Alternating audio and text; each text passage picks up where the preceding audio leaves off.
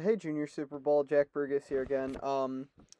This is gonna be one of the two last videos that I make for this.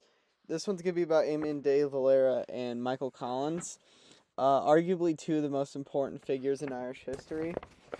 Just a pre-warning, these are gonna be very short videos, but however, I would implore you, like above every other thing probably on here outside of the General Revolution itself, research these figures. They are so important.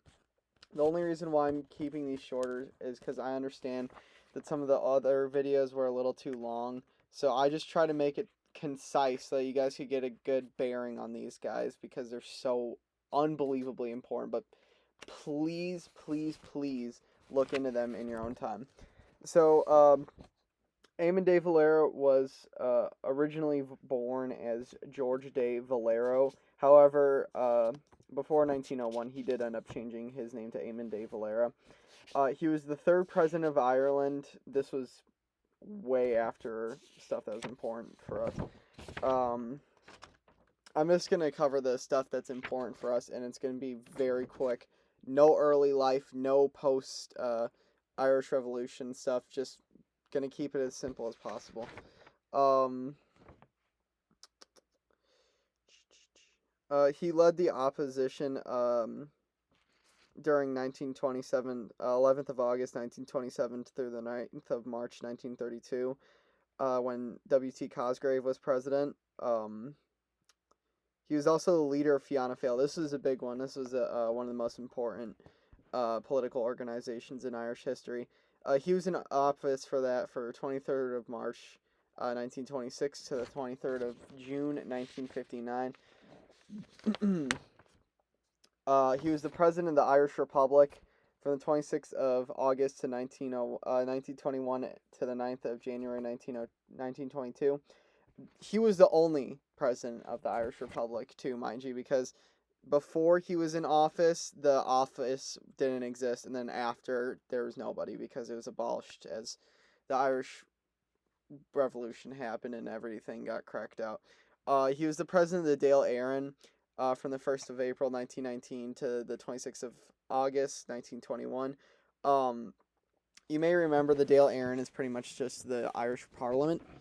So he was, for most of early, like 1920s history, he was really one of the leaders. He was arguably, him and Michael Collins are pretty much the two most important figures of this time. He was preceded by Cathal Brugha, which I did do a video on, and then succeeded by Arthur Griffith. He was in the Parliament for most of his political career. And he died, he was born the 14th of October, 1882, and died the 29th of August, 1975. Yeah, oh, also he was a part of Cumann Plablachta, Sinn Féin, the anti-treaty Sinn Féin. Those are all important things. So I'm just gonna run through what he did during the Civil War proper. So during the Easter Rising, on the 24th of April, he commanded the forces that occupied Boland's Mill on Grand Canal Street in Dublin. He was one of the leading Republican leaders who got the British to end up like surrendering and stuff, but he was one of the few that actually wasn't executed, which is a huge thing because a lot of the Easter Rising leaders were executed.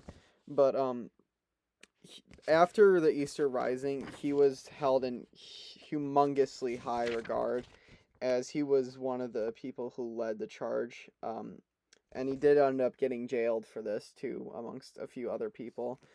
During the 1918 general election, Sinn Féin won a huge majority, and he took the presidency of the Dáil Éireann. They ended up winning 73 out of the 105 seats in the Irish Parliament, with about 47% of the votes cast. 25 of the seats were uncontested.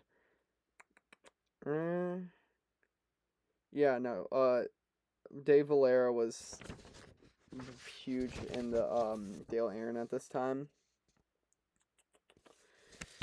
Like I said, I'm trying to just run through this one as fast as possible. But really, there's a lot of information on him. So if you are interested, do read into him. In 1921, uh, the Irish Republic was established, and Dave Valera was chosen to be the president of the Irish Republic by the IRA. Uh, yeah. So he after the Truce of July 1921, De Valera went to see Prime Minister David Lloyd George in London on the 14th of July. No agreement was reached, and by then the Parliament of Northern Ireland had already met. It became clear that neither a republic nor independence for all 32 counties was going to be offered. Lloyd George told De Valera he could put a soldier in Ireland for every man, woman, and child in it if the IRA did not immediately agree to stop fighting. In August 1921, De Valera secured Dale Aaron's approval to change the 1919 Dale Constitution to upgrade his office from Prime Minister or Chairman of the Cabinet to a full President of the Republic, declaring himself now the Irish equivalent of King George V. He argued that as Irish head of state, in the absence of new British heads of state from the negotiations, he should not attend the peace conference called the Treaty Negotiations, at which British and Irish government leaders agreed the effective independence of 26 of Ireland's 32 counties, as the Irish Free State, with Northern Ireland choosing to remain under British sovereignty. It generally is agreed upon by historians that whatever his motives, it was a mistake for De Valera to not have traveled to London.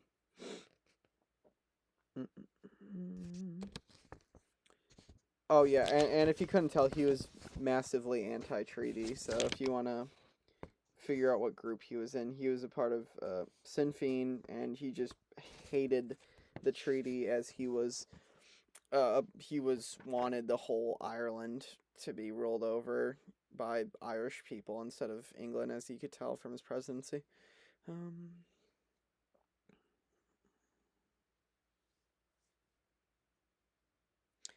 All right, sorry for the pause. I was just reading through some of my notes here. Yeah, so during the Civil War proper, De Valera sided with the anti-treaty IRA. He wasn't a huge military guy, but he was one of the leading he was one of the leading officials for the anti-treaty position.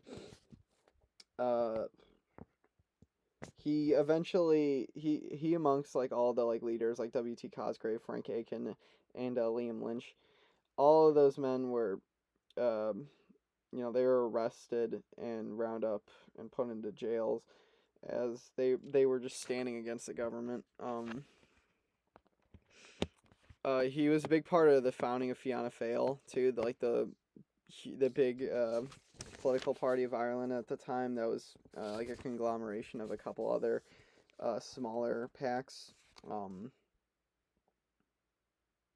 Yeah, I mean, amongst that, really, I didn't want to take too much of your guys' time. Just remember that he was in a position of like government leadership for most of the Irish, like after the Easter Rising. De Valera was was pretty much in political power for most of that time afterwards. Aside from that, like I say for other ones, just check out history, whatever you can find. Like, just find a good source, Wikipedia, History Channel if they have it, um, Webster's Dictionary, something like that. Just really, I implore you, read into this more. I just wanted to make a nice little snippet one so you guys could just get a punch of information without having to listen to like 20 minutes. All right, have a good day. Bye bye.